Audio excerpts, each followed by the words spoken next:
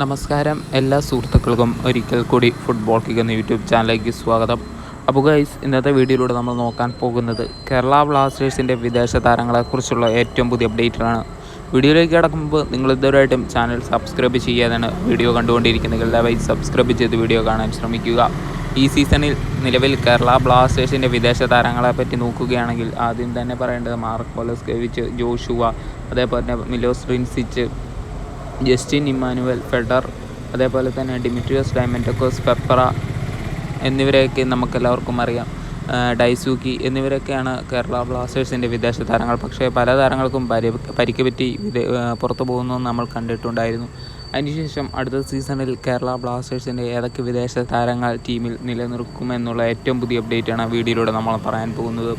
ആദ്യം തന്നെ ഡൈസൂക്കിനെ കുറിച്ച് തന്നെ നോക്കാം. ഡൈസൂക്കി കേരള ബ്ലാസ്റ്റേഴ്സ് അടുത്ത സീസണിൽ കളിക്കില്ല എന്നാണ് നമുക്കറിയാൻ സാധിച്ചിരിക്കുന്നത്. ഈ സീസണിൽ മികച്ച പ്രകടനം തന്നെ കാഴ്ചവെച്ച ഒരു വിദേശ താരമായിരുന്നു ഡൈസൂക്കി സക്കായി. സക്കായിനെ അടുത്ത സീസണിൽ ബ്ലാസ്റ്റേഴ്സ് നിലനിർത്തുമോ എന്നാണ് ഇപ്പോൾ ആരാധകരുടെ ചോദ്യം. എന്നാൽ അതില്ല എന്ന് തന്നെയാണ് നമുക്കറിയാൻ സാധിച്ചിരിക്കുന്നത്. അതേപോലെ തന്നെ ജസ്റ്റിൻ ഇമ്മാനുവലിനെയും നമുക്കറിയാം പരിക്ക് പറ്റിയതിനെ തുടർന്ന് ലോൺ അടിസ്ഥാനത്തിൽ ഗോകുലത്തിൽ നിന്ന് വീണ്ടും കേരള ബ്ലാസ്റ്റേഴ്സിൽ എത്തിച്ച താരമാണ്. അതുകൊണ്ട് തന്നെ അടുത്ത സീസണിലും താരത്തിനെ ബ്ലാസ്റ്റേഴ്സിൽ കാണാൻ സാധിക്കില്ല.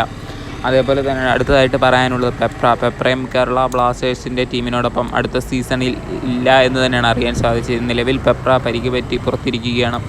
അതേപോലെ തന്നെ ഫെഡറിൻ്റെ കാര്യം നമുക്കറിയാം. അഡ്രിയൻ ലൂണയുടെ പകരക്കാരനായിട്ടായിരുന്നു ഫെഡർ വന്നത്. എന്തായാലും ഫെഡറും അടുത്ത സീസണിൽ ബ്ലാസ്റ്റേഴ്സിനോടൊപ്പം കാണില്ല എന്നാണ് നമുക്കറിയാൻ സാധിച്ചത്. പോയിട്ട് മാർക്കോ ലെസ്കോവിച്ചും കേരള ബ്ലാസ്റ്റേഴ്സ് വിടുമെന്നാണ് നമുക്കറിയാൻ സാധിച്ചിരിക്കുന്നത്.